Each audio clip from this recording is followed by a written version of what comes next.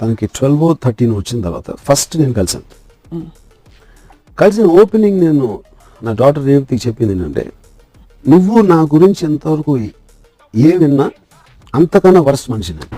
ఎందుకంటే నేను ఎంత వరస్ట్ మనిషో వేరే వాళ్ళకి తెలిసే ఆస్కారమే లేదు, నా ఒక్కడికి తెలుసు కాబట్టి చెప్తున్నాను. ఏమన్నా కూడా చాలా తక్కువ నా గురించి. నేను extraordinary selfish person, self centred person. నేను ఆనందం తప్పితే ఎవరి గురించి దేని గురించి నేను కేర్ చేయను.